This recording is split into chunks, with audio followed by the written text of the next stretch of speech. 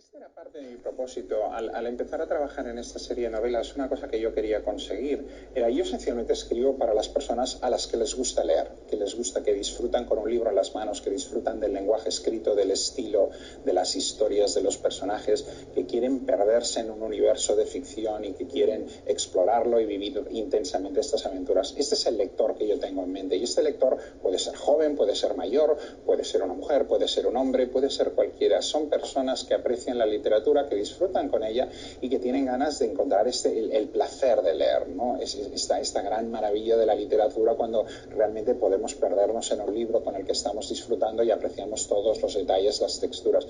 Y en ese sentido sí, hay, precisamente porque intentaba abarcar pues a todas las personas a las que les gusta leer, otro de mis propósitos era intentar construir un ciclo de novelas que conjugaran todos los géneros literarios posibles, que fueran a la vez una novela de intriga, de misterio, una historia de amor, una novela social, una novela histórica, una comedia de costumbres, que fuera una novela gótica, que incluyera elementos policíacos y elementos de horror, elementos de humor, que tuviera drama, que tuviera tragedia, que tuviera comedia, que tuviera todos los grandes temas clásicos de la literatura, todos los formatos clásicos de la literatura, y que estuvieran todos integrados, porque en sí estas 4 novelas son un gran homenaje al arte de la literatura, y son historias de lectores, de escritores, de libreros, de las personas que aman los libros, de quienes los odian, quienes los escriben, quienes los leen, quienes los quieren destruir, quienes los queman, quienes los quieren censurar, un poco todo el universo que existe en torno a la palabra, al mundo de la imaginación, de la mente, del conocimiento.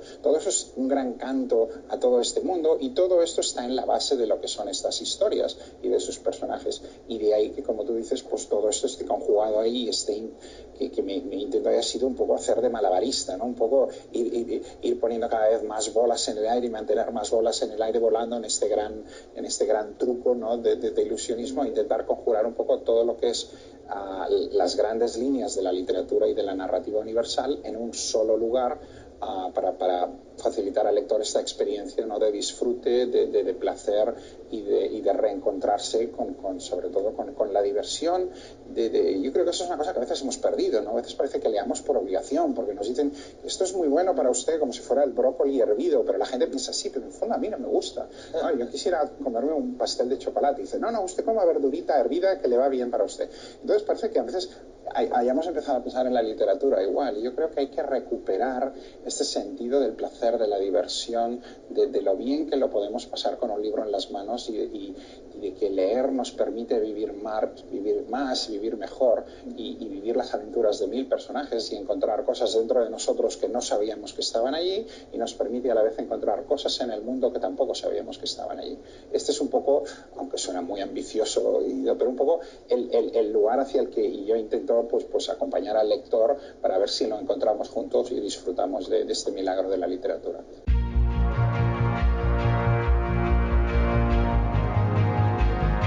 Nigromantes Literarios, un programa dedicado al apasionante mundo de los libros y mucho más, con Saray Ramírez y Naviru Shorno.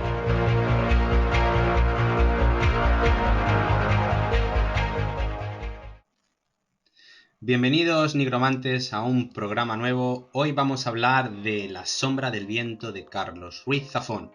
Antes de ello, voy a dar la bienvenida también a mi compañera. Hola, Saray, ¿qué tal? ¿Cómo estás? Hola, querido Naviru. Pues mira, encantada, porque es que hoy hemos traído una delicatessen al programa, La sombra del viento. Es que, no sé, la historia tiene una ejecución tan perfecta y además, más allá del léxico y todas las garantías posibles a nivel literario de este autor, yo creo que la historia que cuenta es de una belleza extraordinaria.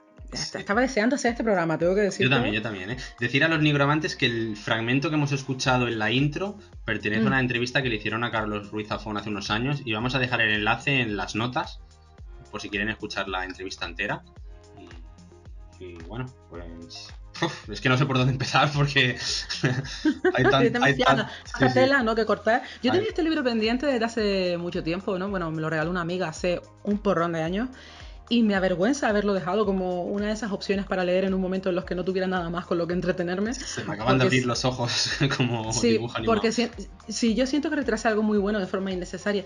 A ver, el problema está en que uno prioriza con los géneros que a uno le gustan, ¿no? Y como a mí me gusta el terror y este libro era algo que se salía de de ese patrón, pues yo lo iba como postergando. Lo iba postergando y cuando tuve un momento para leerlo fue cuando dije, Dios mío, ¿pero qué he hecho? O sea, yo creo que más allá del género, Zafón hizo un increíble trabajo con este libro. Maravilloso, maravilloso. Yo este libro me lo leí en 2008, por ahí, 2008-2009. Y ahora me lo he releído hace un par de semanas y he vuelto a flipar. O sea, ya flipé en su tiempo. Ahora ya, o sea, como dices tú, es una rama de canela el libro este de La sombra del viento.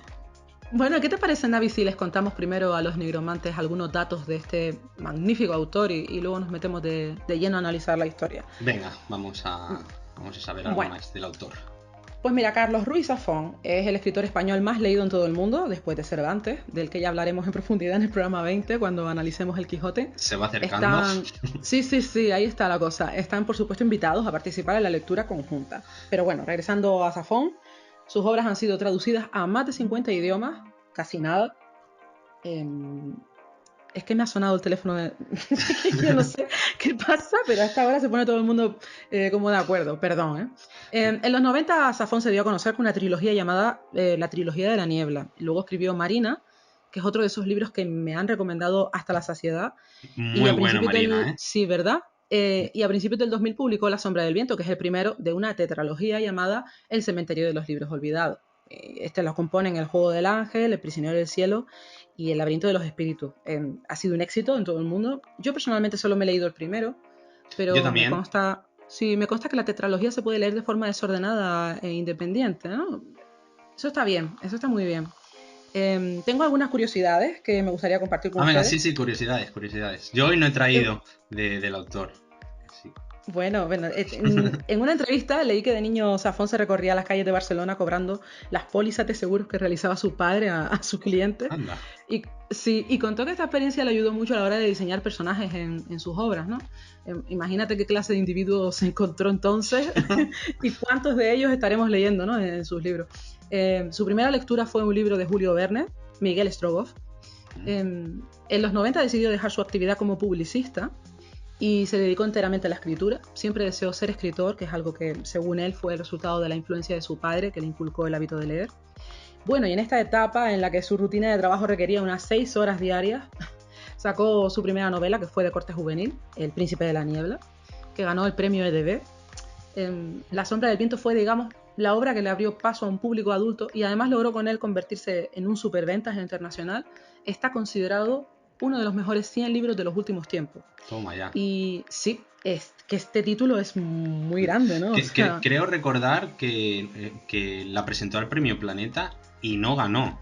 O sea, para que veamos cómo son las cosas. Que no ganó él y luego el tiempo le ha dado, digamos, el premio, por así decirlo, ¿no? Esto es can't believe it. Es algo curioso.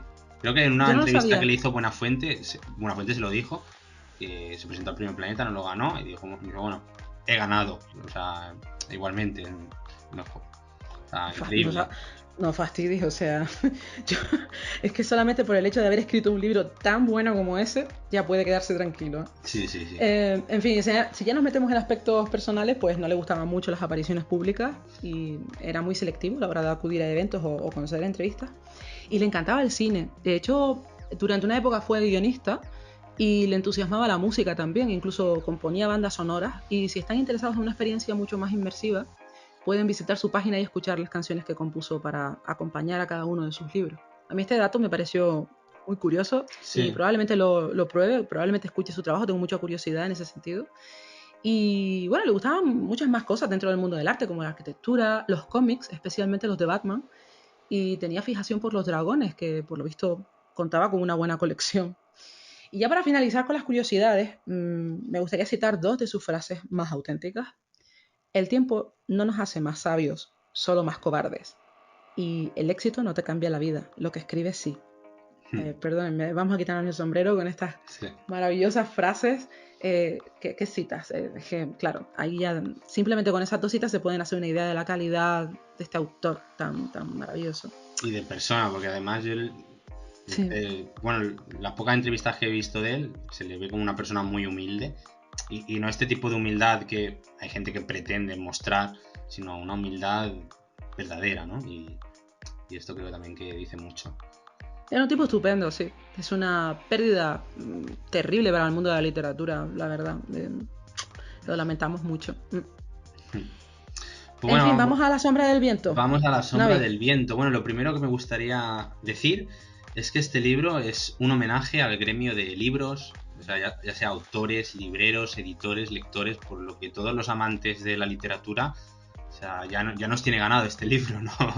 cuando empezamos a leerlo. Así por decir la sinopsis, pues tenemos al pequeño Daniel Sempere, llega al cementerio de los libros olvidados de la mano de su padre, allí escoge un libro al azar llamado La sombra del viento, escrito por Julián Carax. Mientras Daniel crece, pues se interesa más en conocer más a este indescifrable autor, va investigando y descubre que todos sus libros han sido misteriosamente quemados por uno de los personajes del libro. Y digamos que a partir de aquí es donde arranca la historia. Puedo decir también que a lo largo del libro hay una maldición que yo creo que representa una parte muy importante pues en el texto, ¿no? Ya tenemos pues desde un libro maldito, un autor maldito, un lector maldito, la época además es maldita porque nos encontramos al acabar la guerra civil y la posguerra. Pero a mí lo que más me llamó la atención es que hay un objeto maldito que es la pluma estilográfica que perteneció a Víctor Hugo, que para quien no lo sepa es el autor de Los Miserables, y este objeto maldito pues tiene muchísimo que ver en el libro, lo podemos analizar un poquito más adelante. Pero bueno, también me ha llamado mucho la atención que tal como el libro empieza, termina. O sea, digamos que tiene una estructura circular, por así decirlo, porque la historia empieza con Daniel y su padre y la historia termina con Daniel y su hijo, ¿no? Y lo he encontrado esto... Es precioso, sí. O sea, es como un círculo que se cierra, ¿sabes? Se cierra. Bueno, luego podemos también decir aquí que, bueno, el libro gira... La mayoría del libro se compone en relación a la vida de Julián Carax, que es un autor y un personaje que nace en 1900. En 1936 es cuando termina, digamos, su novela, y es cuando Daniel tiene 10 años y... No, perdón, o sea, en 1900 nace Carax, en 1936 es cuando Daniel... No, os lo he dicho bien, ¿no? Es que no lo tengo apuntado. Sí, está bien. Bueno, el libro termina en 1966, cuando Daniel tiene un hijo con 10 años. Entonces es, digamos, así como se cierra el libro. La mayoría del libro está narrado por Daniel, aunque encontramos flashback que nos tiene presentado en letra cursiva, ya sea por Anthony Fortune, la infancia de Carax, Jacinta, y luego el final, que es, digamos, cuando el puzzle se acaba montando del todo, que es una carta escrita por Nuria. Y aquí yo creo que esta parte es magistral porque aquí es cuando todo encaja de una forma increíble. Y bueno, poco más puedo decir de la estructura. Yo creo que ahora cuando hablemos de los personajes ya podemos ir destripando un poco más la historia. Decir que va a haber spoilers, así que si ponemos la campana por aquí. Así que si no han leído este libro y no lo van a leer, continúen, pero si quieren leer el libro, pues yo les diría que se detuvieran en este momento, lo lean y que luego regresen, porque vamos a destriparlo todo, porque hay que destriparlo. Sí, desde luego no se puede hacer un análisis exhaustivo sin hacer algún destripe que otro, ¿no? Pero bueno, sí. Pues como tú decías, hay muchos y muy interesantes personajes en esta trama. Podríamos empezar a desgranarlos con Daniel Sempere, que es el protagonista, aunque hay que decir que más bien es un protagonista a ratos, porque Carax, del que hablaremos ahora, acapara toda la atención a partir de cierto punto de la novela, ¿no? Y Daniel se convierte en, digamos, una especie de conductor para conocer su historia. Y en fin, bueno, el libro comienza con Daniel, como tú decías, contándonos lo que supuso para él visitar por primera vez el cementerio de los libros olvidados a la edad de 10 años. Y allí escoge La sombra del viento, que es una obra escrita por el autor Julián Carax. Más allá de la curiosidad que le suscita el libro y su escritor, al principio Daniel describe cómo era su vida junto a su padre, ¿no? Que regentaba una librería. Y la visión del Daniel infantil resulta tan conmovedora a ratos que es inevitable no sentirse arrastrado por esa marea de emociones inéditas, ¿no? Como el primer amor, las primeras decepciones, los primeros problemas y las dificultades para salir adelante que sufrían muchos españoles de la época, ¿no? Ciertamente es el personaje con mayor desarrollo emocional de la historia, diría yo, que acaba absolutamente encadenado al misterio que envuelve al autor de La sombra del viento. Y tú como lector pues acabas igual, ¿no? Obsesionándote con Carax a medida que vas avanzando en la lectura, ¿no? De Daniel yo destacaría la perseverancia y su capacidad analítica, a veces un tanto detectivesca, bastante arriesgada, y sobre todo ese vínculo paterno-filial que siento casi un homenaje por parte de Safón a su propio padre, ¿no? Recordemos que él se inició en la lectura gracias a él y en La sombra del viento sucede algo muy parecido. El padre de Daniel posee unas cualidades que lo convierten casi en un santo, o sea, había Sí. fragmentos en los que yo pensaba, por Dios, no puede ser tan buena persona. Y bueno, en definitiva, Daniel Semper es el personaje que nos presenta esta maravillosa historia a través de unos ojos infantiles primero, ¿no? Vamos sumergiéndonos hasta un abismo de intriga y fascinación, ¿no? Así lo veo yo. A mí, vamos, me cautivó el primer capítulo, ya me enganchó del todo. Y fue gracias a esta visión tan natural, ¿no? Del personaje. Yo no sé qué te pasó a ti por la cabeza, pero en el momento en que él se mete en el cementerio de los libros olvidados, yo pensaba, qué maravilla poder entrar a ese sitio que es como un lugar prohibido, lleno de historias y todo lo que conlleva, ¿no? Porque no solamente es la historia que se cuenta en cada libro, sino la historia de los autores de esos libros y cómo acabaron ahí sus obras, ¿no? No sé, me parece maravilloso. Es que de verdad no tengo palabras. Yo la primera vez que leí este libro, en 2009, tuve la suerte que trabajaba en Barcelona, trabajaba en el World Trade Center y en una discoteca. Y te lo creas o no, intenté encontrar el lugar exacto del cementerio de los libros y me llevé un chasco cuando descubrí que es ficticio. Es que eres un romántico. Yo no sé por qué estaba empeñado en que el lugar existía. Y bueno, pues pero no existe. Luego más adelante podemos hablar de esto cuando hablemos de los escenarios. ¿Sí? Pero para mí fue un chasco descubrir que no existía. Porque estaba también descrito, ¿sabes? Digo, es que tengo que encontrarlo. Digo, mira, yo con llamar a la puerta, aunque no me la abran, pero ya está, ¿sabes? Pero no. Ay. No me imagino, ¿no? No, bueno, pero ¿qué vamos a hacer? La imaginación de un creador es así, te lleva a mundos mágicos, sí. Y luego te caes de la alfombra de Aladino al piso, ¿no? Directamente. Exacto. Pero en fin. Bueno, yo voy a hablar un poco de Julián Carax, que es, digamos, el personaje principal. Me gustó muchísimo que la primera vez que Daniel y Julián se cruzan en el Portal de la Paz. Y, o sea, Portal de la Paz, o sea, el simbolismo que trae estas palabras, sobre todo en el desenlace de ambos personajes, ¿no? O sea, creo que es muy importante, ¿no?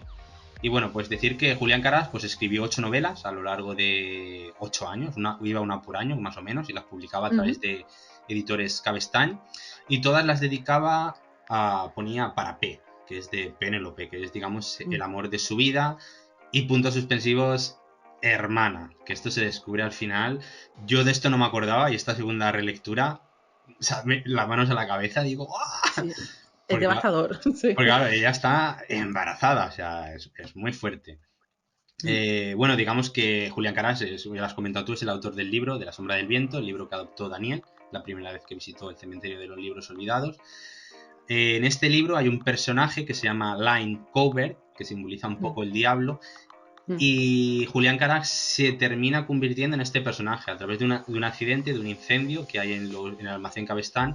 Pues Julián Carax acaba con el rostro desfigurado y se quema y se transforma en este personaje, y es él quien busca todos sus libros que ha escrito para quemarlos, ¿no? Porque digamos que hay aquí una especie de maldición que toda la gente que se rodea en él pues acaban sufriendo de una forma bastante devastadora. Y aquí decir, esto me di cuenta el otro día, a ver si te has dado cuenta, Sarai.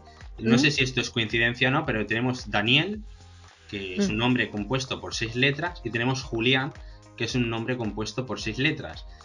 Y 4 de las letras coinciden en ambos nombres, la L, la I, la A y la M.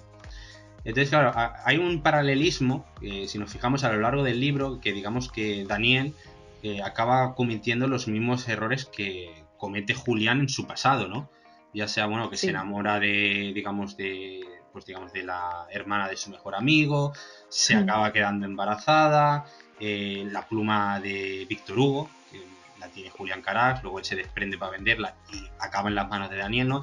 Entonces hay una serie de cosas que es como un reflejo, como una especie de rebote, que todo lo que ha vivido un personaje, al final lo vive el otro, no es de forma idéntica. Entonces yo creo que aquí el autor, Carlos Ruiz Zafón, pues jugando con el nombre, ¿sabes? Diciendo, pues mira, 4 letras igual, que es un más o menos 60 y pico %. Y es una forma de decir que Daniel va a vivir lo mismo que ha vivido Julián, pero no del todo igual, ¿no? Porque hay una diferencia. Y esto me ha parecido muy curioso. No sé si es adrede, yo creo que sí, ¿no? Porque Carlos Ruiz Zafón no deja nada al azar. Y yo creo que la similitud en los nombres y la similitud en el pasado de ambos personajes, pues además es la forma en la que construye la historia y tiene muchísimo que ver. A mí sí es que es maravilloso. Es un libro fantástico. O sea, a mí me gustó de algún modo que al final Carax y digamos, bueno, todo el entorno de Carax entendiera que él no era un ser maldito, ¿no? Y que con su libro curó también a algunas personas, ¿no? Es una forma fantástica de dar a entender al lector que a través de una obra que a lo mejor a ti ha podido provocarte muchísimo dolor, puedes reinventarte a través de ella y aprender de ella, ¿no? Y reconstruirte de alguna forma. A mí me pareció eso maravilloso. O sea, es como si ese señor tuviera una varita mágica y dijera, a ver, ¿cómo puedo llegar al corazón de la gente y hacerlos? Porque yo no sé tú, pero yo me rompí en algunos momentos de la lectura.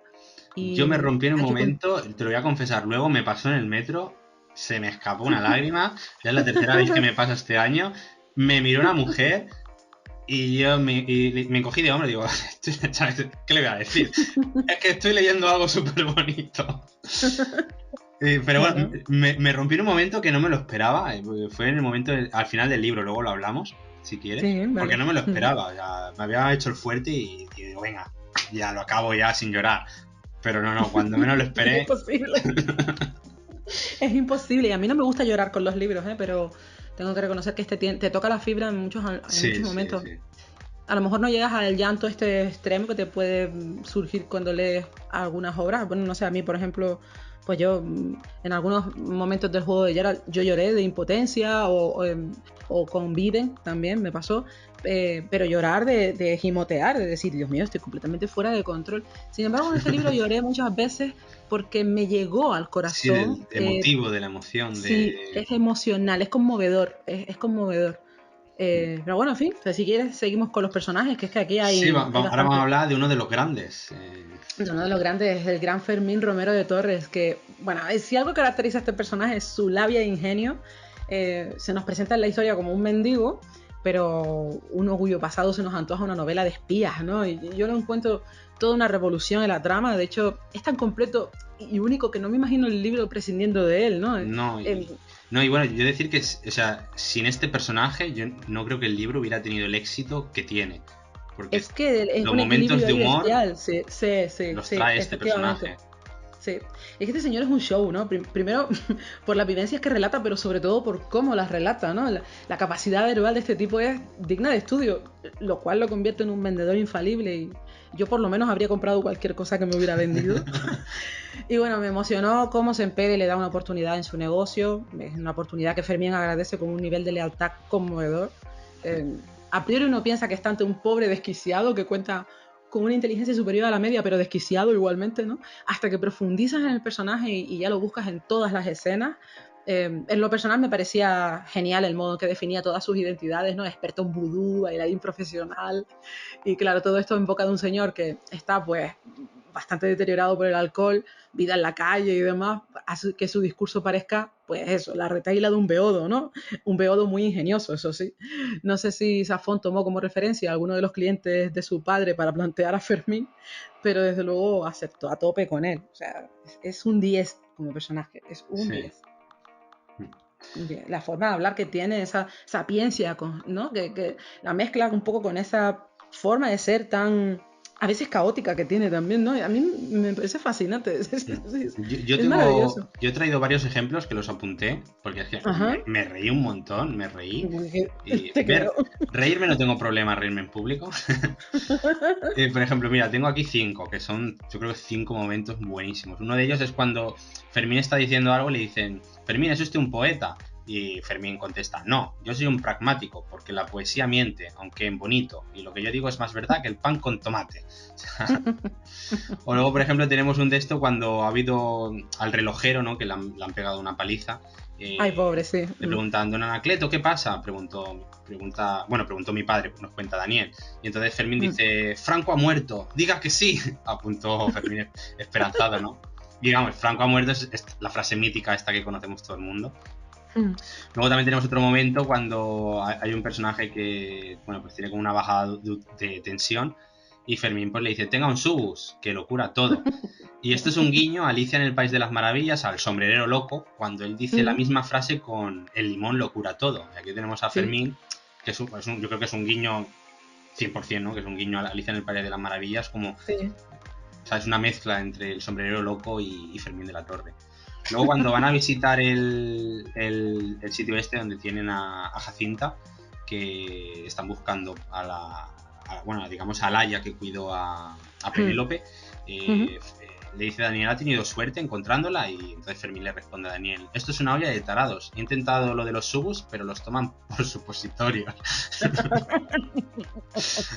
Es que no sé, tenía unas cosas, yo había momentos, nada más aparecer ya sabías que iba a ser un personaje con una intención, ¿no? Sobre todo eso, sanadora, ¿no? Dentro de lo que es la historia, la crueldad o la crudeza más bien que hay a lo largo de la trama, y aparece Fermín y de pronto le resta pues cierta carga, ¿no? Dramática al asunto. Sí, porque hay momentos que el libro es muy dramático y yo creo que es muy necesario este personaje, ¿sabes? Para suavizar el ritmo, para oxigenar la historia, para darnos un momento divertido, ¿sabes? Antes de continuar con el drama. Y totalmente, sí. Es como, por ejemplo, cuando Daniel le confiesa que ha dejado embarazada a su chica y creo que Fermín lo observa pasmado, ¿no? Y Daniel le dice, ¿pero qué pasa, no? Y le dice el otro, ¿pero qué quieres que haga? ¿Repartir puros? O sea, ¿sabes? No has hecho algo que está feo, ¿sabes? Es que tiene momentos, ocurrencias para todo, ¿no? ¿Sabes? Sí, del todo. Es brillante, es un recurso muy brillante por parte de Safon. Sí, yo creo que también es tu personaje favorito, ¿no? Sí, bueno, es un personaje al que le tengo cariño. Yo creo que si hay aquí hay varios personajes, cuando terminemos de desgranarlos ya miraremos así con cuál nos sentimos más identificados o cuál goza más de nuestra simpatía, pero bueno, podría ser que Fermín es Fermín, ¿sabes?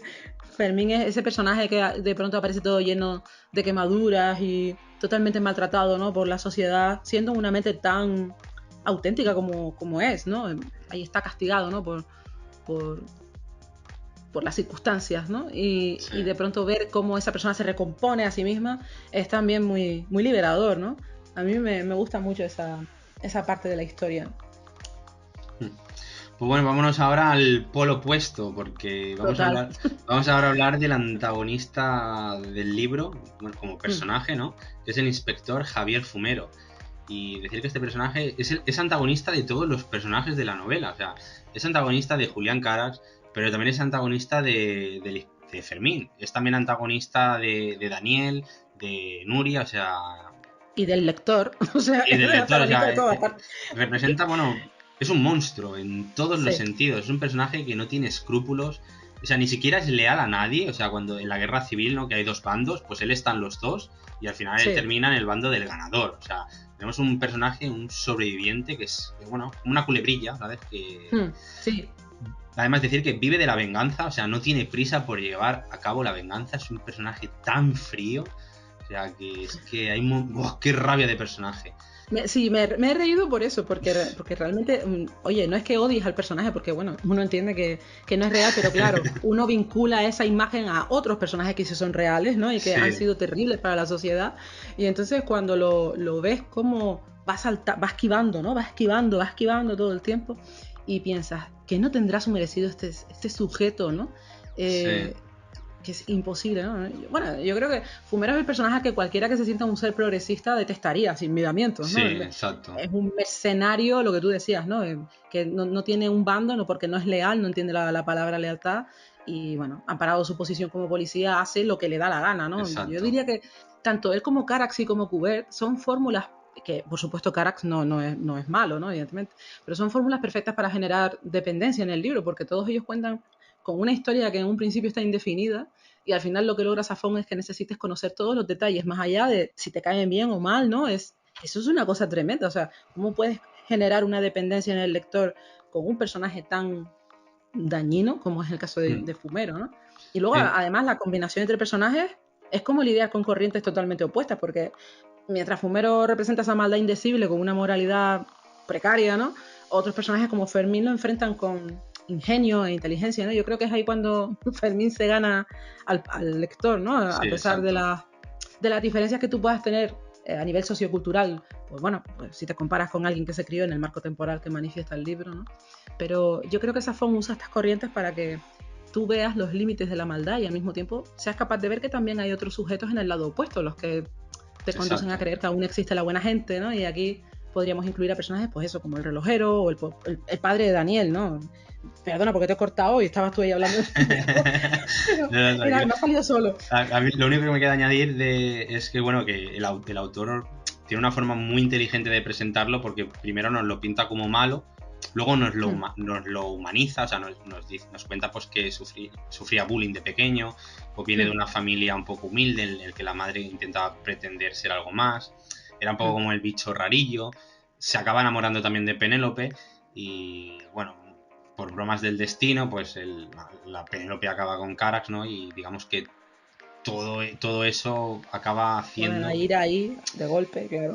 Sabes que no es un personaje malo porque es malo y punto, ¿no? O sea, digamos que hay detrás muchas cosas que hacen quién es realmente, ¿no? Y esto también me gustó mucho, porque hay veces que los antagonistas en las novelas no están muy bien trabajados, ¿sabes? O sea, no es, bueno, pues mira, es malo por esto, ¿no? Pero aquí pues vemos realmente todo lo que ha pasado y, o sea, no ha tenido un pasado fácil. Fermín tampoco ha tenido un pasado fácil, ¿no? Eso te iba a decir, sin embargo son corrientes distintas, que es a lo que iba yo con eso, ¿no? De que hay dos caminos.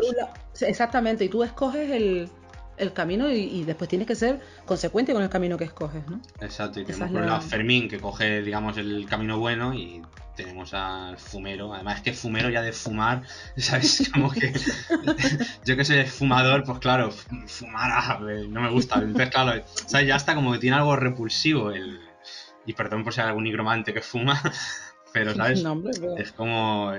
¿Sabes? Que está muy bien. Y Fermín de la Torre. Bueno, Fermín es un alcohólico, cuidado. Bueno, pero es el alcohol... Yo soy un poco alcohólico también, entonces me llevo... Tú eres una mezcla entre Fumero y Fermín. Sí, yo voy por el medio, pisando la línea. Bueno, pues sí, es que hay unos personajes increíbles en esta historia, ¿no?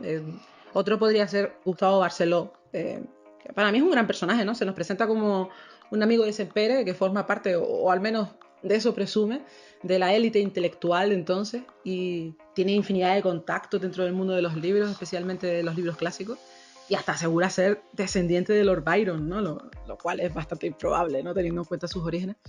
Y bueno, se trata de un hombre adinerado que se comporta como un nuevo rico, se viste con atuendos pomposos, hace un uso excesivo de las esdrújulas, ¿no? Que a mí eso me hizo mucha gracia. Y sí, y le gusta fardar de que tiene pasta, es de los que aprovecha cualquier ocasión para invitar y pagar la cuenta. Vive con su sobrina Clara, de la que Daniel se enamora perdidamente, y como ella es ciega, pues él se ofrece a leerle libros, por lo que las visitas a la casa empiezan a producirse con mucha asiduidad y bueno, Daniel va a descubrir con ella ciertas emociones agridulces que forman parte de crecer, ¿no? Pero bueno, sí, Gustavo es uno de esos personajes, además también tiene momentos muy curiosos hablando, ¿no? Es un sujeto con una formación, ¿no? Intelectual, y también a mí me hacía mucha gracia muchas de sus respuestas, porque dentro de esa pomposidad, ¿no? Que decíamos antes, también tiene momentos en los que un poco baja la guardia, ¿no? Y demuestra al Gustavo que realmente es, ¿no? Con esas salidas de tono a veces, ¿no? No sé, bueno, el hecho de que sea amigo de Sempere, padre, ¿no? Ya dice también de él, ¿no? De qué tipo de persona es, ¿no? Pero bueno, no sé, ¿cómo viste tú a Gustavo? A mí lo de las esdrújulas fue algo que me pareció... también. Lo encontré muy racional, digamos, en el momento que se alía Fermín, Daniel y Gustavo para intentar descubrir más cosas de Julián Carax. Sí. Es el más racional, ¿no? Y el que dice, pues mira, hay que ir por aquí mejor, o sea... Sí, es como un equilibrio entre la curiosidad de Daniel y la locura de Fermín, ¿no? Sí, exacto. ¿Cómo es ser? Sí, tiene una forma más sensata, ¿no? De hacer las cosas. Sí, me llamó mucho también la atención que tiene una pipa que casi siempre está apagada. O sea, no sé si en algún momento la llega a encender, pero porque muchas Pues no veces lo se recuerdo, describe la pipa apagada, ¿sabes? Entonces no sé si me di cuenta ya de la mitad para adelante, ¿no? Que la pipa siempre estaba apagada. Estaría intentando dejar de fumar, porque se habrá enterado de que a ti te causa rechazo. No, porque fumar mata. Yo voy a hablar ahora de Beatriz Aguilar y Penélope. Penélope es, digamos, el amor de Julián Carax y Beatriz Aguilar es el amor de Daniel, ¿no? Y esto que he comentado antes de que tanto Daniel como Julián tienen muchas cosas que se repiten, pues lo mismo ocurre con estos dos personajes femeninos. Por un lado tenemos Beatriz, pues de piel pálida y pelirroja, fue el primer beso de Daniel. Digamos que es un poco una niña de papá, aunque a espaldas pues le da el anís y se maquilla un poco como vampira, que es algo que me dejó así un poquito descolocado, porque no es la imagen que tenía del personaje, por así decirlo, ¿no? Y bueno, pues ella es un año mayor que su hermano Tomás Aguilar, que es el mejor amigo de Daniel, y Penélope es la hermana menor de Jorge Aldaya, que es el mejor amigo de Julián, ¿no? Ambas se quedan embarazadas, ambos se enemistan con el hermano. Pero bueno, esto que hablaba antes de la maldición que hay, por así decirlo, digamos que Penélope pues muere durante el embarazo porque el padre, pues, aunque podría haber llamado al doctor y podrían haberse salvado, decide no hacerlo, ¿no? Y entonces esta especie de maldición que hay, porque Daniel empieza a repetir todas las cosas que ha cometido Julián Carax, pues digamos que esta maldición se acaba rompiendo cuando, digamos, por así decirlo, Julián Carax salva a Beatriz y esta pues da luz, ¿no? Y es como el círculo pues se acaba de completar, ¿no? Y digamos que la maldición esta se rompe, por así decirlo, ¿no? Y esto que he dicho antes de que en el portal de la paz, cuando se encuentran por primera vez, ya como que simboliza ese final, porque hay muchísimo drama en todo el libro, mucho drama. Y digamos que al final, pues Beatriz da a luz el hijo de Daniel y digamos que salva también a el alma de Julián Carax, por así decirlo, más o menos. Sí. No sé si quieres añadir tú algo de estos dos personajes. No, bueno, que Beatriz es un poco la cura, ¿no? de esas emociones agridulces de las que hablaba antes que padeció Daniel con Clara, ¿no? Ese momento de entender que el amor a veces no es perfecto o que uno se puede enamorar de alguien que no puede corresponderte, quizá, ¿no? Y en este caso, bueno, pues ella llega y lo cura de algún modo. Yo creo que en este caso lo que tú decías, ¿no? Los paralelismos entre personajes y lo que significan para los otros personajes, es decir, lo que significa Beatriz para Daniel es lo que significa Penélope para Julián, ¿no? Y no sé, a mí es que claro, la historia de Penélope es impresionante. O sea, si no te llega a eso, eres de hielo, ¿sabes? Si no te llega a eso, eres de hielo. Bueno, y así hablando un poco de paralelismo, pues también sucede algo parecido con Jacinta y Bernarda, ¿no? Las dos son una representación de la maternidad y además ambas ejercen de algún modo como madres de niños que no son suyos. En el caso de Bernarda, que trabaja en la casa de Gustavo Barceló y es una beata extrema, ¿no? Arrastra muchísimos traumas por culpa de un padre abusivo y tenía además muy mala suerte en el amor, siempre escogía malos hombres y no es hasta que conoce al gran Fermín que entiende el amor de un modo positivo. Y decía que adoptaba un rol maternal porque con Daniel establece un vínculo parecido al de una madre. Le preparaba comidas, le cosía la ropa, se preocupaba de su salud y le compraba vitaminas, ¿no? Esto me pareció un detalle muy, muy tierno. En ese sentido me pareció que lo acogía como un hijo propio de algún modo y resulta conmovedor que alguien que no ha sentido el amor de un padre o el amor o una relación adecuada con su padre sea capaz de expresar amor por un chico que ni siquiera es su hijo, ¿no? A mí me parece un planteamiento muy hermoso, la verdad. Y luego estaría Jacinta, que es, aparte de muy buena persona, pues la representación de la maternidad en estado puro, ¿no? En su caso, el rol de madre lo ejerce sobre Penélope, ¿no? Y especialmente sobre Penélope, ¿no? Y tenía capacidades adivinatorias en sueños. De niña veía un personaje que era un ángel caído, que le trasladó que no podría tener hijos y que no conocería el amor verdadero. Y ella entiende que Penélope es quien va a cambiar eso y se vuelca en ella como solo una madre lo haría, ¿no? Me dio mucha pena de este personaje. Sí. Pero entendí por qué Safón lo planteó de esta forma, ¿no? A lo largo de la historia ciertos personajes femeninos sacrifican mucho por niños que no son hijos propios, y de algún modo lo veo como una representación social de las féminas de entonces, ¿no? Que cargaban con responsabilidades que no les correspondían, entre otras cosas por ciertas convicciones sociales, como que las mujeres están para sanar y para dar amor. En ese aspecto Safón lo hace muy bien. Pero bueno, al final ese ángel caído se equivocó porque ella sí conoció el amor verdadero, que es Penélope, ¿no? Eso me encantó, porque siempre que se alude al amor en las historias, ¿no? En general, siempre es amor de parejas, ¿no? Y pocas veces se habla de amores como ese, ¿no? Que es un amor realmente incondicional. O sea, es un amor que no tiene vuelta, no tiene doble rasero, es puro, ¿no? A mí me encantó eso. O sea, ese detalle en el personaje me encanta. Sí, acierto, ding, ding, ding, ding. Acierto total de Safón, sí. Y luego además ambos personajes digamos que tienen final feliz, dentro de lo que cabe. Bernarda encuentra el amor y Jacinta muere en paz, porque ya ha estado tropecientos años encerrada en el asilo que se supone que estaba loca, porque de un día para otro pues la echan de casa y ella no podía vivir sin su niña, sin Penélope, y acaban en el loquero ¿no? Y luego pues digamos que Daniel hace una promesa a un loquillo de por ahí que le dice que le va a traer una mujer si le ayuda pues a encontrar una cosa que han ido a buscar, ¿no? Y entonces al final del libro, ¿no? Pues Fermín contrata a una prostituta para que esté con el abuelito ¿no? Lo que el abuelito lo único que quiere es que le abracen, ¿no? Y ¿sabes? Me resultó muy tierna Sí. esta parte, y aquí es donde se me escapó la lagrimilla cuando digamos la prostituta no quiere aceptar el dinero. Y, ¿sabes? Y lo vi algo de, ¿sabes? O sea, una persona que se dedica a ello, que necesita dinero y ve que lo que ha hecho, ¿sabes? Que, ¿sabes? No necesita dinero para... O sea, sí, me llegó. Yo creo que ya venía un poco preparado de la escena de antes, en la que, bueno, pues descubren que Julián Carax ha estado hablando con Jacinta y bueno, pues le ha explicado, pues digamos, el final de Penélope, ¿no? Y como que Jacinta ya sabe que, bueno, pues qué ha pasado con Penélope y ya puede morir en paz, ¿no? Porque aunque la otra ha muerto, pero ya sabe todo lo que ha sucedido, ¿no? Porque después de esa visita muere, ¿no? Y eso ya me dio mucha pena imagínate, un personaje que lleva encerrado un montón de años sin saber qué ha sido, digamos, de su niña.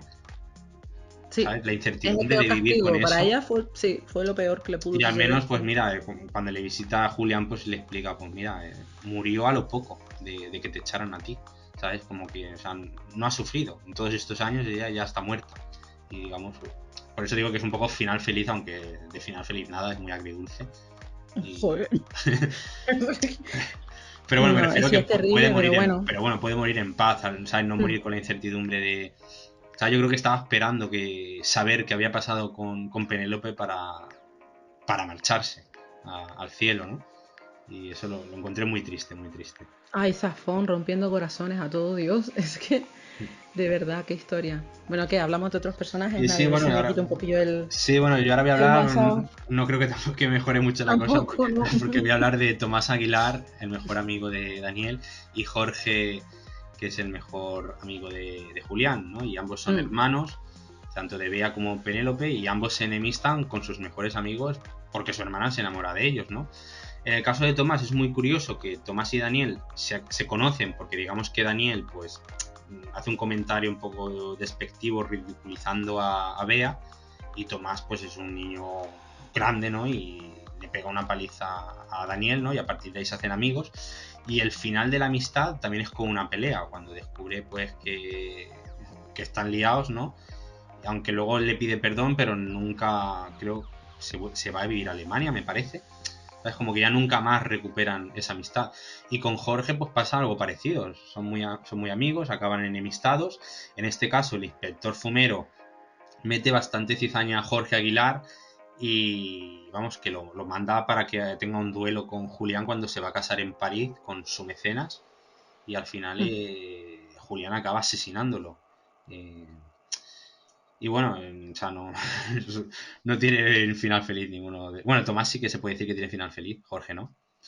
Pero vamos, son así de cómo una amistad bonita se puede empozoñar Se tuerce, sí. por el amor de por medio, ¿no? Por así decirlo.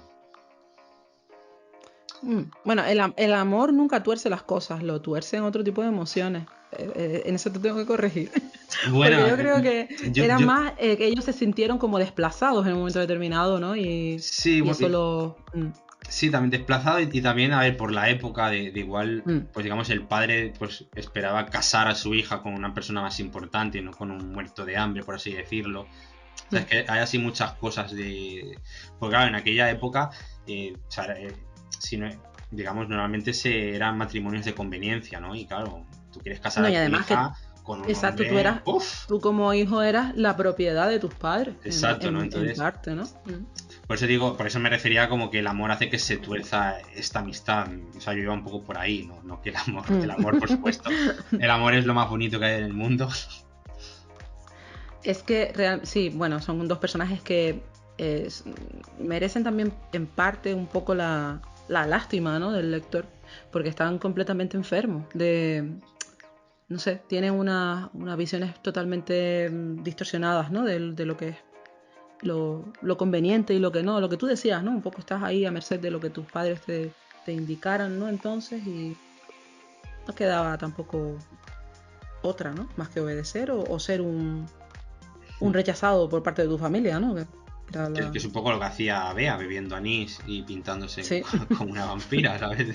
Bueno, lo que me era manifestar Bea es que ahí empezaba un poco el cambio femenino, ¿no? También, ¿no? Las mujeres que se rebelaban contra ciertas Contra el sistema, imposiciones. contra Sí, los padres, y exacto. que es un poco la diferencia que hay con Penélope, ¿no? En ese sentido, Penélope sí era más, estaba más obligada, aunque hizo lo que hizo, ¿no? Y tal, pero estaba obligada a formar parte de ese colectivo no silenciado y tal. Bueno, no sé, estos dos personajes evidentemente pues no gozan de mi simpatía, No. pero los que vienen sí gozan de mi simpatía. Bueno, Nuria Montfort, que para mí es que claro, Nuria es... Primero voy a hablar de su padre, ¿vale? O sea, el padre de Nuria es el guardián del cementerio de los libros olvidados, Isaac, ¿no? Isaac, yeah. Y yo lo veo como una representación triste de cómo pueden deteriorarse las relaciones familiares, de cómo la necedad humana es capaz de imponerse al afecto, bloqueando la comunicación y en fin, todos esos elementos que forman parte de las vidas en común, ¿no? Yo respecto a Nuria, lo que decía, como personaje me parece un 10 y además es una salvadora, ¿no? Ella es casi la heroína, ¿no? O parte de la heroína de parte de la historia, ¿no? Hay mucho dolor y resentimiento en ella y el modo de representarlo por parte de Safón es extraordinario. Hace descripciones de su conducta corporal, de la expresión de los ojos, de esa actitud casi indiferente que manifiesta todo el rato. Es muy, muy acertado. Ella tiene un vínculo especial con Julián Carax. De hecho, es gracias a ella que se salvaron copias de cada uno de sus libros y lo guardó en el cementerio de libros. Escribe una carta a Daniel con toda la historia de Julián y en esa carta forma parte de la narración, ¿no? Que es un modo maravilloso de trasladarnos lo que pasó, es un poco lo que tú decías, ¿no? Es como el momento que tú estás esperando como lector, ¿no? De ver cómo todo se va ordenando en su sitio y no sé, a mí me parece muy importante en la historia. Ella, bueno, aparte de decirnos toda la verdad, es un personaje con mucho peso, ¿no? en la trama. Y si tuviéramos que vincular un concepto a cada personaje, yo creo que bueno, Nuria sería la nostalgia, ¿no?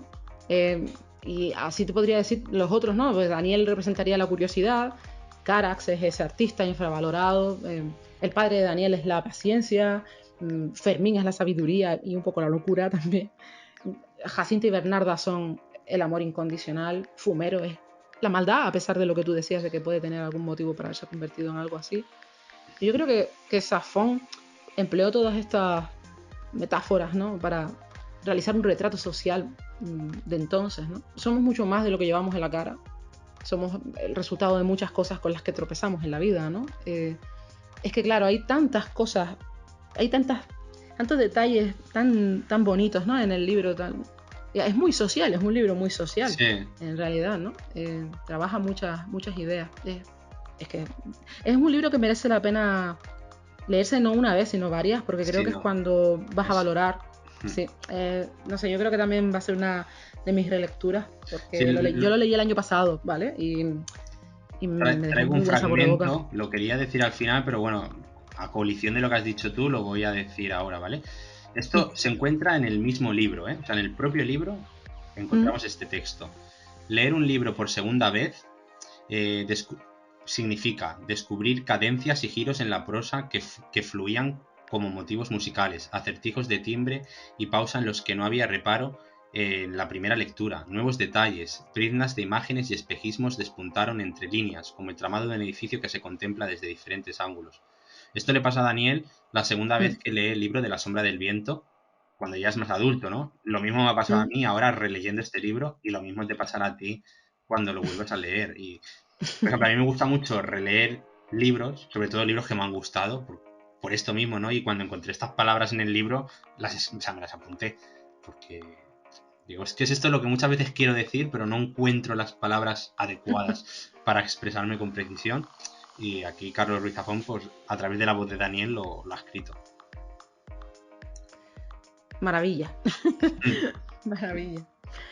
Bueno, hablamos de los escenarios, Sí, Nani, bueno, porque yo creo que aquí hay bastante también que sí, bueno, de los escenarios, bueno, pues como mencioné al principio del podcast, pues la novela abarca desde 1900 hasta 1966, aunque gran parte de la acción ocurre entre 1936 y 1955.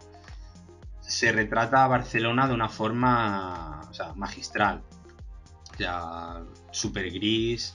Por ejemplo, hay un trocito de texto que también tengo aquí apuntado, que dice: las semanas que siguieron a la caída de Barcelona fueron indescriptibles, refiriéndose a la guerra civil. Se derramó tanta o más sangre durante aquellos días que durante los combates, solo que en secreto y a hurtadillas. Esto se refiere a la posguerra, ¿no? Con la dictadura, cuando pasaba lo que pasaba. Y bueno, para la gente que vive en Barcelona o alrededores de Barcelona, pues decirles que se puede contratar un tour en Barcelona que visita los sitios más emblemáticos que aparecen en el libro, desde la Rambla de Santa Mónica, la Plaza Real, el antiguo barrio judío, la Plaza San Jaume, la iglesia de Santa María del Mar, el restaurante neogótico Els Quatre Gats, bueno, las Ramblas barcelonesas. O sea, todos estos sitios emblemáticos se pueden contratar a través de un tour, que ahora yo creo que la gente que es de Barcelona pues no hace falta, porque ya los conocerá. Pero bueno, lo encuentro, pues eso, muy interesante. Es una ruta que se hace 2 veces al mes y pueden ir 20 personas. Y bueno, pues aparte de decirte curiosidades de la ciudad, pues te las relacionan con el libro, ¿no? De, pues mira, en esta librería, es la librería que regentó, porque hay algunos personajes que en cierta forma fueron reales, por así decirlo, y esto es súper interesante. Lo único que, como ya mencioné antes, la localización del cementerio de los libros perdidos no existe. Pero sería la localización estrella. Bueno, seguramente habrá algún avispado, ¿no?, que le habrá puesto a la librería que regente el cementerio de los libros olvidados, ¿no?, como título. O el cementerio de libros o algo así. Yo lo máximo que encontré parecido es que en Consejo de Ciento hay como una especie de club que bueno, de número limitado de plazas, ¿no? Y es una especie como de librería, no sé, es un poco como una secta. Yo no logré entrar, pero conocí a una persona que estaba ahí y me intenté hacer amigo de esta persona, pero no me metió. Investigación. Entonces, claro, no sé si hay algún nigromante que sepa un poco más de esto y me gustaría saber más. Sé que está en Consejo de Ciento, es lo único que sé. No sé si tampoco si me timaron, porque yo soy una persona bastante inocente y me creo todo lo que me dicen. Y mi investigación llegó hasta allí. Luego ya me detuve porque digo, no, esto no voy a llegar a ningún lado. No, pero bueno, es curioso, sí, desde luego. Será un club así para un grupo reducido de personas o lo que sea, ¿no? Puede ser. No sé. Bueno, pues bueno, Barcelona como escenario, muy acertado, sí. Está muy bien descrita Barcelona. Y además el libro desprende el contexto histórico que hay, ¿sabes? De la dictadura. Y porque hace poco me leí el libro de La Sonata del Silencio, que son 900 páginas, que bueno, de lo mismo, la dictadura. Y pues igual está muy bien narrado, pero este libro está todo como es más tétrico, más gris, más fantasmal, ¿sabes? Como que ya es un pasado. Claro, es más gótico, ¿no? Nosotros también. no lo hemos vivido, ¿no? Entonces, claro, está retratado de una forma que las personas que no han vivido esa época, pues claro, pues creo que Zafón lo hace a la perfección, ¿sabes? Porque no entra mucho en detalles explícitos, pero, ¿sabes? Exacto. Queda todo retratado de una manera que te haces una idea de cómo se vivía en la época. y que bueno, o sea, no había color, o sea, es todo gris, triste, ¿no? Y solo si tienes a un personaje cercano como Fermín, es lo único que te va a dar alegría en tu vida, ¿sabes? Por así decirlo. Y creo que eso está muy bien conseguido. Por eso Fermín busca siempre las cosas dulces, ¿no? Los subos. Esa golosina. Sí, para tener algo dulce que llevarse a la boca en un momento de... ¿no? Pero bueno, no sé. Pues, ¿y qué más? Hablamos de París también, ¿no? París es otro de los escenarios del libro. Sí, de París ya me olvidaba yo como soy de No, claro, Barcelona. es que hay que reconocer que Barcelona es la que más descrita está. Sí, es París evidente, también. ¿no? Pero hay un par de descripciones de París que a mí personalmente me llegaron también, ¿no?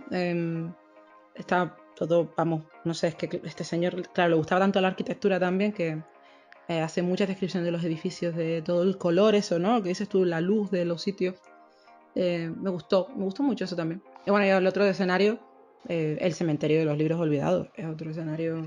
Una localización. Yo me imaginaba un poco como el castillo Hogwarts en Harry Potter, ¿sabes? Sí, Porque un lugar encantado, ¿no? Sí, porque en Harry Potter creo que a partir es que ahora no me acuerdo pero tiene una localización en la que, bueno, hay cientos de tesoros, ¿no? Y en la que puedes esconder algo y luego los demás no lo encuentran. Solo se encuentra cuando tú sabes lo que quieres. Y el cementerio de los libros olvidados, pues me recordaba un poco a este lugar, que ahora no me acuerdo del nombre de Harry Potter. Y me recordaba un poco eso, ¿no? Porque tiene que ponerle Daniel la marquita, ¿sabes? En las esquinas. Y ya ve que hay un montón de marquitas de otras personas que han hecho lo mismo, porque es un laberinto de que dejas algo y es imposible encontrarlo, ¿no? Y me recordaba un poco a ese momento mágico de Harry Potter. Es mágico, sí, desde luego. Bueno, podríamos hablar un poquillo del estilo de la obra, así, grosso modo, para no extendernos mucho, porque nosotros cuando nos ponemos a parlotear somos ya imprevisibles. Pero bueno, bueno, es un libro de misterio, aunque no solamente de misterio, porque podríamos encajarlo en novela de época, tiene un poco de novela, incluso un poco de thriller también. O sea que sí que es un libro que, bueno, drama, por supuesto. Tiene un poco de romance. Sí, engloba muchos géneros y eso me llamó la atención también, porque normalmente los libros están más enfocados a una rama concreta, ¿no? Precisamente para el tema del público, ¿no? Y en este caso, claro, los mezcla todo tan bien que es imposible descartarlo como lectura, ¿no? A mí me gusta, está muy bien aplicado lo de tener varios narradores, ¿no? Por un lado tendríamos a la figura de Daniel, que narra algunas partes de la historia, y por otro contaríamos con un narrador omnisciente, y está tan bien traído que no afecta a la lectura en absoluto, ¿no? A mí la narrativa me recuerda, bueno, por supuesto salvando distancias, ¿no?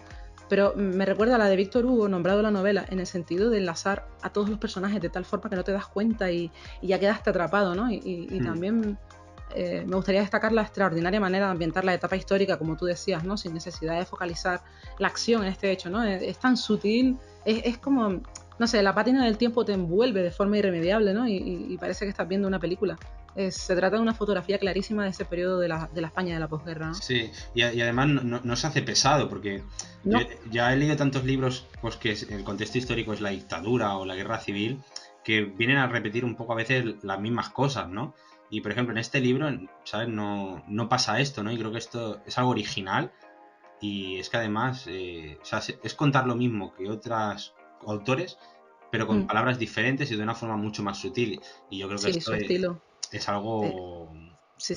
Muy Yo por lo bueno. menos lo agradezco, porque además ha habido como últimamente, bueno, en las últimas 2 décadas, ha habido muchísimos libros que hablan del mismo periodo histórico, y la verdad es que se agradece que se trate de una manera tan diferente, distinta, ¿no? Sí. Y bueno, una de las características más encantadoras de este libro podría ser el hecho de que se nos muestra ese mecanismo ya empleado en otros trabajos, que es incluir un libro dentro de otro libro, ¿no? Solo que en este caso funciona y muy bien. Y además la historia está, bueno, mantiene esa intriga, ¿no? Que alterna momentos dramáticos y otros llenos de ternura, ¿no? Todo escrito de forma magistral. El estilo de este escritor es impecable, un lujo para los que amamos la literatura. Y tengo la sensación de que Safón introdujo esos giros en la trama que, de no haber sido tan bien hilados, ¿no? Uno como lector se podría haber sentido un poco manipulado, ¿no? Y sin embargo, él lo hace de un modo tan brillante que tú te vas dejando engatusar con total conciencia. Y lo mejor es que el resultado de este digamos, el laberinto no te decepciona para nada. No, A mí para eso, nada. no, y eso de decir lo de los libros son espejos, solo se ve en ellos lo que uno ya lleva dentro, me pareció todo un acierto. Es un disparo emocional, no sé, a mí me encantó. Sí, Hay una cita, sí, hay una cita que me gustó especialmente y me gustaría decirla, ¿no? Porque este mundo no se morirá de una bomba atómica, como dicen los diarios, se morirá de risa, de banalidad, haciendo un chiste de todo y además un chiste malo. Yo creo que esto resume bien el trasfondo de la novela y además pone de relieve el humor un tanto ácido del autor, ¿no? Cosa que a una sarcástica de mi talla le resulta irresistible. Bueno, yo creo que ha quedado claro que es un libro que me ha gustado mucho. Y si alguien es capaz de sacarle un defecto, seguramente no haya prestado la atención necesaria a la hora de sumergirse en la historia. Incluso sin pertenecer a uno de mis registros favoritos, yo he de decir que me parece un trabajo perfecto. Es un regalo para los por amantes de la ejemplo, literatura. ¿qué es lo que menos te ha gustado del libro, podrías decir? Uf, Si es tuvieras que que no. pensar algo fríamente.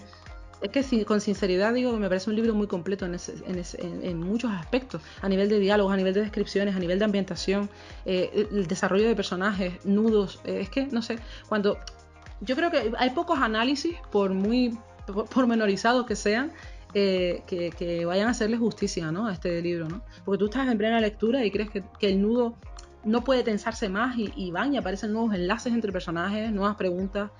Eh, y de todas formas creo que, por eso lo de que decías antes de que eh, íbamos a hacer spoiler y que era mejor que no siguieran escuchando el programa y demás, ¿no? Lo encuentro acertado porque pienso que cuanto menos sepas de los hilos que se manejan dentro de la trama, a la hora de enfrentarte al libro por primera vez, es lo más recomendable, ¿no? Sí. Yo no sé. A mí me pareció toda una sorpresa. Yo sabía quién era Safón, evidentemente, pero hasta el año pasado yo no había leído ninguna de sus obras y lo cierto es que a mí me cautivó su manera de escribir. Tiene alguna reminiscencia gótica y claro, a mí eso, a mí eso me Ya con gusta. eso ya te ha ganado. Sí, y luego, por supuesto, trataba a los personajes no como seres perfectos. Me gusta que tengan sus claroscuros, ¿no? Yo creo que esto lo he dicho ya alguna vez en el programa, ¿no? Y en ese sentido, no sé, creo que Safón juega muy bien con las emociones, hace que entres en la historia de lleno y no quieras salir hasta conocer todos los detalles, ¿no? Exacto. Yo es que no he encontrado ningún fallo. O sea, por ser quisquilloso, podría decir que, digamos, algo que me ha chirriado, que nada, o sea, por ponerme tonto, es que también el inspector Fumero fuera el némesis de Fermín. Hmm, Pero ya te hmm. digo, o sea, por ponerme quisquilloso, porque no, o sea, no he encontrado nada en la novela que no me gustara. O sea, me ha gustado todo. Cómo se escriben los personajes, el estilo, el escenario, o sea. Y ahora esta vez que he hecho esta segunda lectura, pues me gusta muchísimo más. Ahora es que, de hecho, es que este año al menos el segundo libro me lo voy a leer sí o sí, la segunda parte, porque son 4 libros. Creo que bueno, Sí, son todos independientes. sí. Y bueno, es que me lo voy a leer segurísimo. O sea, este año cae fijo. Y Yo tengo pendiente, me gustaría leerme Marina primero. así. Eh, Bueno, Me lo han Marina, recomendado mucho, sí. Marina me lo leí yo hace un par de años. Hmm, Muy bien también, muy chulo. Yo me he leído, creo, de él, me habré leído 5 o 6 libros más o menos. Y todos todos se parecen un poco. O sea, en la trama tiene muchas similitudes. Ya lo verás cuando leas otros libros de él. Pero bueno, hmm. todos son excelentes. O sea, son todos así muy góticos y muy grises de cierta forma. Pero vamos, o sea, es un autor. Me voy a leer todos sus libros, ya, segurísimo. Segurísimo. Ya de hecho, me he apuntado 3 libros más a la lista, los 3 siguientes. Así que. Maravilla contar con un autor así que ha formado parte de la literatura nuestra, española, Y español, y, además. sí, y además que sea tan reconocido en el mundo porque realmente lo merece, ¿no? Es un autor con una categoría indiscutible, ¿no? O sea, no creo que haya nadie que pueda decir nada malo de él. Puede o no gustarte la historia o cómo se resuelve o lo que sea, ¿no? Pero eso es creatividad del escritor, ¿no? Sí. Puedes estar más o menos de acuerdo, pero lo que es innegable es la pluma divina de este señor, de la forma que tiene de trasladarte las cosas, de envolverte, ¿no? Me pareció un mago en ese aspecto. Un poco como lo que decía el hijo de Tolkien, ¿no? Que su padre era un mago. Pues esto es un poco lo mismo, ¿no? Él es un mago, es capaz de coger las emociones y transformarlas a su antojo, ¿no? Bueno, no sé si quieres añadir algo más porque llevamos más de una hora de programa. Que va, nada, que no te creo, 1 hora, nada. No, pues nada, pues yo no tengo nada más que agregar, más que recomiendo encarecidamente esta lectura y que le den una oportunidad a Safón porque, si no lo conocen, porque es un autor de calidad y desde luego lo merece, ¿no? Pues bueno, pues nos vamos a despedir de los nigromantes. Como siempre, daros las gracias por escucharnos, por darle likes, por escribirnos en YouTube o en iVoox. Nos volvemos aquí a ver dentro de 2 semanas. Y Saray, ¿de qué vamos a hablar dentro de 2 semanas? Pues me parece que vamos a aprender un montón de cosas con el viaje del héroe, ¿vale? Que es un asunto que yo desconocía. Y sin embargo, bueno, ya lo resolveremos en el próximo programa. Vamos a dejar ahí un poco la intriga para quien no esté al tanto de Para esto. quien no sepa Pero de lo que va. sí, pero va a ser un tema muy interesante y se van a dar cuenta por qué. Así que bueno, los esperamos en 2 semanas. Contamos con ustedes. Lean mucho y sean felices, nigromantes. Has escuchado Nigromantes Literarios. No te olvides de darle al like y suscribirte. Gracias.